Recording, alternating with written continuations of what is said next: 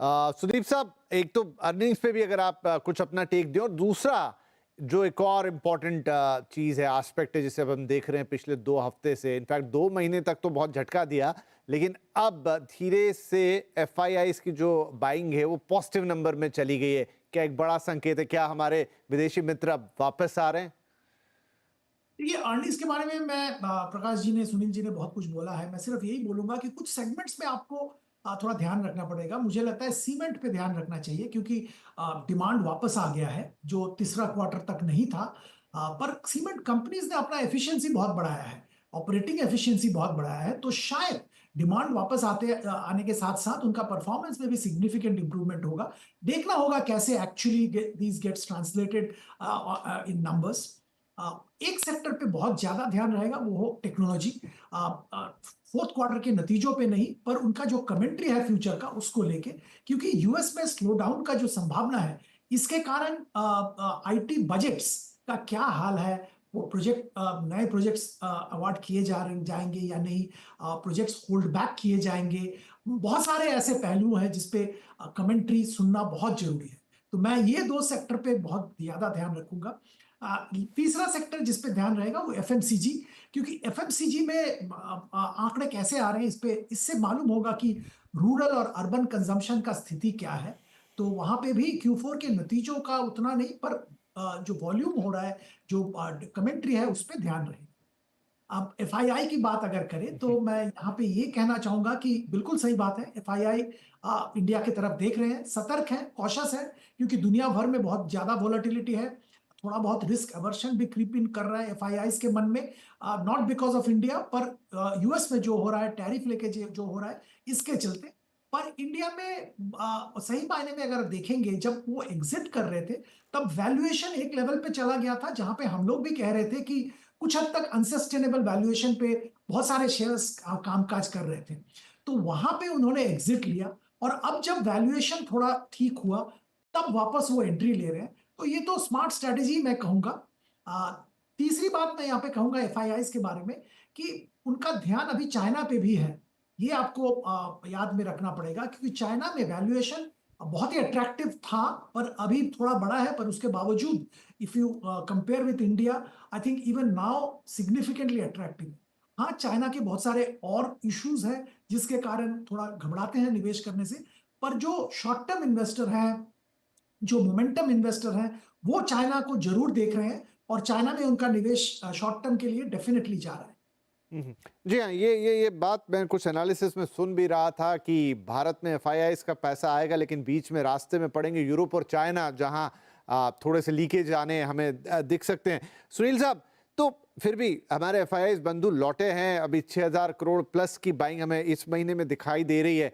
किस एक्सटेंट तक ये बढ़ती हुई नजर आएगी? उस एक्सटेंट तक जहां पर हमको फिर से एक रैली जैसी फीलिंग होगी, या फिर ये बस जैसा कहा कि बीच में चाइना और यूरोप भी अगर आए तो ठीक ठीक पैसा फिर एक देखेंगे नाप तोल के और उस हिसाब से डालते रहेंगे? देखिए, India share of global capital markets में बहुत कम है। तो यूरोप को भी पैसा जाएगा, चाइना को भी जाएगा और हमको भी आएगा, तीनों को आएंगे। और ये फर्क नहीं पड़ता है कि कितना उधर जा रहा है, कितना जा रहा है, बस हमारे लिए आना चाहिए, वही चाहिए, नंबर वन। नंबर टू बात ये है कि एक बहुत बड़ा डर जो था जिसके कारण उन्होंने निकाला, एक तो वैल्यूएशन सुदीप जी ने बताया, सेकंड वाज डॉलर का अप्रिसिएशन। हाँ। 109 तक डॉलर बढ़ गया था, अब 9 से 103 गिरकर अब 104 तक आया है। मगर उम्मीद ये नहीं है, क्योंकि एक रिसेशन का माहौल है, और ट्रंप को भी चाहिए इंटरेस्ट रेट कट, ट्रंप को भी चाहिए वीक डॉलर अमेरिकन एक्सपोर्ट्स को सपोर्ट करने के लिए। तो एक वीक डॉलर की सिचुएशन में इंडिया के बारे में करेंसी का जो डर था वो हट गया ना, पूरे इमर्जिंग मार्केट के लिए, इसमें इंडिया भी शामिल है। और फाइनली एक बात है कि मेरा तेल के ऊपर, जैसे उन्होंने कहा कि momentum investors, hedge funds India के बारे में तेल को बहुत मायने रखते हैं, क्योंकि हम 83% तेल इंपोर्ट करते हैं, और इंपोर्टेड इन्फ्लेशन के कारण असर आ जाता है। अब ऑयल का सिचुएशन क्या है कि Trump bill drill baby drill, उधर ऑयल को पंप आउट कर रहे हैं, पुराने वेल्स जो बंद हुए उसको निकाल रहे हैं। सऊदी अरेबिया भी वो दबाव डाल रहे हैं कि आप भी ओपेक का आउटपुट को बढ़ाइए, क्योंकि रशिया के साथ ये बहुत बड़ा नेगोशिएटिंग टैक्टिक है, क्योंकि तेल का दाम अगर गिरेगा तो रशिया के लिए भी वॉर लड़ने के लिए पैसे की इनकम घट जाएगी। तो ट्रम्प एक तरह से वो भी इस्तेमाल कर रहे हैं कि रशिया को कैसे काबू में रखे। तो ये चीज के कारण अगर ऑयल स्टेबल या डिक्लाइनिंग ट्रेंड में दिख रहा है तो एफआईएस, मोमेंटम वाले एफआईएस दौड़ दौड़ कर इंडिया में आएंगे, क्योंकि उनके लिए वही बहुत बड़ा इंपॉर्टेंट चीज है। तो ऑयल का ट्रेंड भी एक इंपॉर्टेंट ट्रैकर है जो मेरे मन में आज के दिन में जो दिख रहा है। और रशिया यूक्रेन वॉर सॉल्व हो गया या हमास का कोई भी सीज फायर कुछ हो गया तो अभी याद है ना, वो दूसरा पोर्ट भी खोल दिया उन्होंने, तो वो एक ऑयल के दाम पे ऊपर एक डाउनवर्ड प्रेशर है। तो ये भी एक पॉजिटिव चीज है जिसके कारण एफआई फ्लोज इंडिया की ओर थोड़ी और बढ़ सकते हैं। राइट प्रकाश जी, तो किस हद तक हम बढ़ते हुए देखेंगे किस चीज को एफआईआई की बातचीत? एफआई देखिए, एफआई के लिए सबसे इम्पोर्टेंट चीज रहेगी कि चाइना की तरफ जो ये प्यार जो अभी आज उमड़ रहा है कि चाइना में टेक्नोलॉजी बहुत बढ़िया है, वापस कंजम्पशन शुरू हो जाएगा, रियल एस्टेट वहां सुधर सकता है। वो क्यों हो रहा है? क्योंकि जो पैसा हमारे यहाँ से और बाकी कई मार्केट से जो यूएस मार्केट जब गया था तो सबको ये उम्मीद थी कि जो यील्ड्स हैं, यूएस बॉन्ड यील्ड्स है, वो 5% तक चली जाएगी। हुआ ये कि वो उल्टा हो गया और वो यील्ड्स 4.2 पे आ गई 4.6 से। तो जो मायूसी आई है एफआई को, उसकी वजह से चाइना को फायदा हो गया। अच्छा, एक और चीज देखिए, पिछले 3 महीने में, मार्च खत्म हो रहा है तो जनवरी से मार्च तक के जो जो पीरियड है उसमें जर्मनी और फ्रांस के मार्केट्स में भी बहुत पैसा गया है जो 12 साल तक कभी नहीं गया है। तो पिछले 10-12 साल में जो वहां पे एक ठंडा सा वो चल रहा था कि भाई कुछ नहीं, ग्रोथ नहीं है, कुछ नहीं है, वहां के मार्केट्स में भी ग्रोथ आने लगी। तो यूएस जैसे जैसे ये, हम सोचते हैं कि ट्रम्प साहब की टैरिफ के चक्कर में बाकी देशों को नुकसान हो रहा है या बाकी देशों के मार्केट में उथल पुथल मच रही है, एक्चुअली उनके मार्केट में भी बहुत अच्छा खासा वो हो रहा है, हलचल मची हुई है।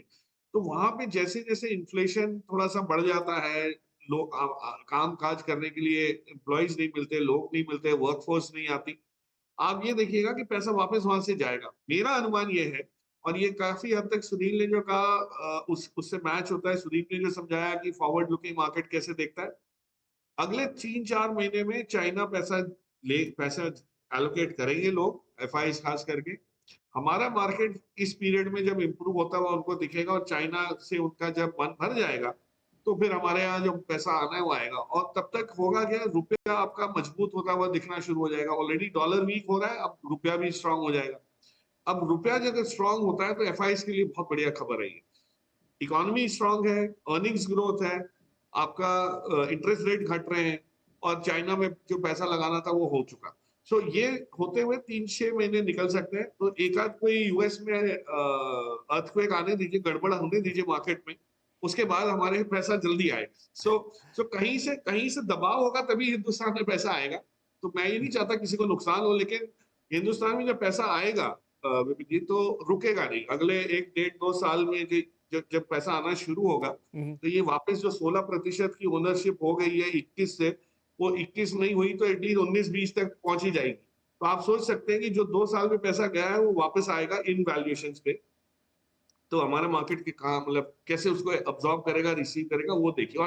और डोमेस्टिक एसआईपी ग्रोथ तो आप देख ही रहे। तो दोनों, जब डीआई और एफआई दोनों के पास अगर पैसा है और दोनों चेक लिखने रेडी है रोज, तो आप सोच सकते हैं कि मार्केट में जो मूव है, ऑफ कोर्स प्राइमरी मार्केट, ये वो काफी चीजों में डेप्थ बनती जाएगी, बट बहुत सुनहरा मौका मिलेगा आपको।